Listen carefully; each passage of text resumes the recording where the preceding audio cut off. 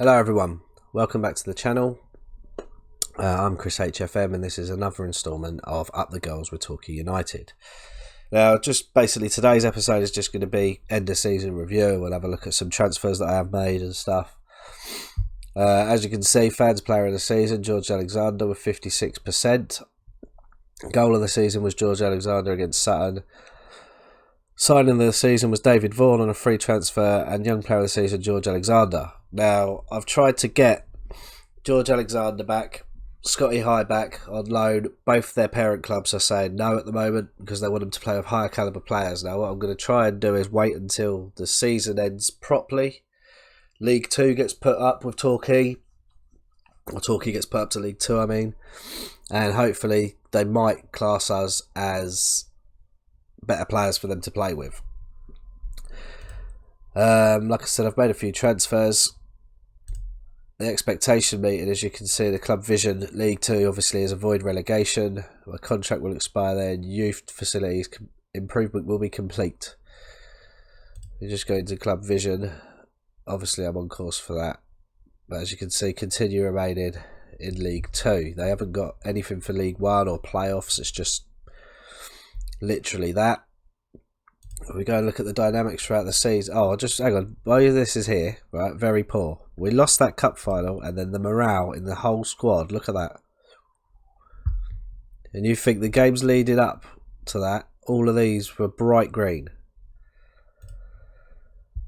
So, this is what it looks like at the moment. I mean, if you go hierarchy and I click on me, I'm supported by every single player at the club, which is something I've never, ever, ever seen before. Happy with that. So that's the core of the social groups are there. Happiness, I mean, slightly poor, but look, I mean, I don't, that was literally just from using that cup final. Squad obviously are all on holiday now. Scotty High, I mean, I can try again, but as I said, every time you try and get him in, there you go, look, Huddersfield would prefer him to play with higher quality players, so I won't bother with that. George Alexander, same thing. Millwall want him to play with higher quality players. I mean, I don't know how well that's going to work out. Sorry, I've been nursing a cold for 3 or 4 days. Don't worry, it's not Rona.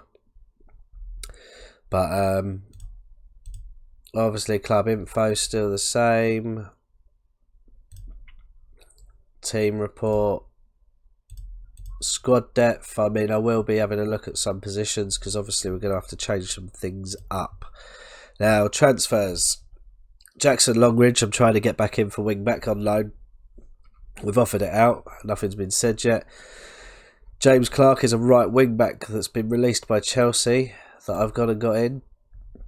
I mean, obviously he doesn't look amazing at the moment, but I mean, he's got 2.5-star ability, 4.5-star potential. He could be possibly on the bench next season. Lucas DeFeece, same sort of thing, coming in from Southampton, 2.5 stars, 5-star potential.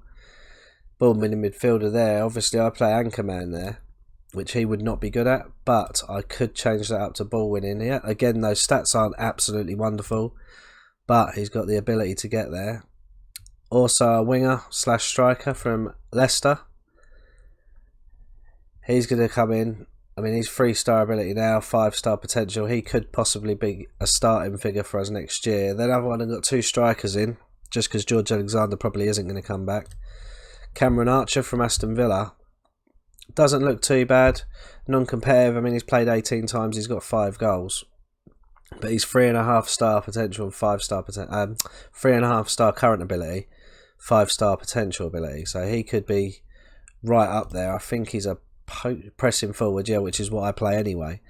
And Fidel O'Rourke, who's a poacher from Liverpool. I mean, he does look semi-decent.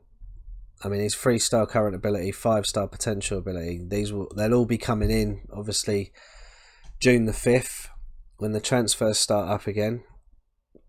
Obviously, they're not going to show up in here. Obviously, this is last season's.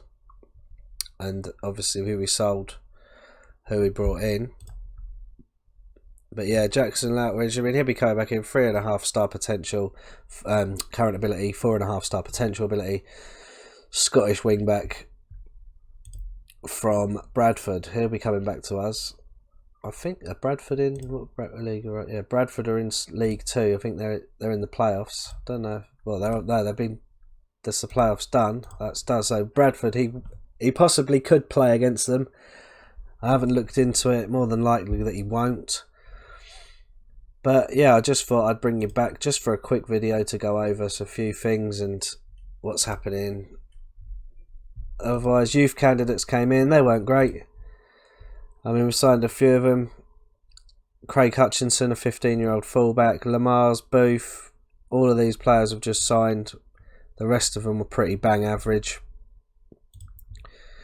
So yeah, that'll round us up for this. I will bring a video back at the start of the season and I will show you what transfer dealings and everything has been done through that point. But thank you very much for watching. Well done for sticking with the series. I know it's a bit ropey since it's the first one I've done in a while. But please, if you did like it, please give this episode a big thumbs up and subscribe to the channel. Thanks very much. Take care.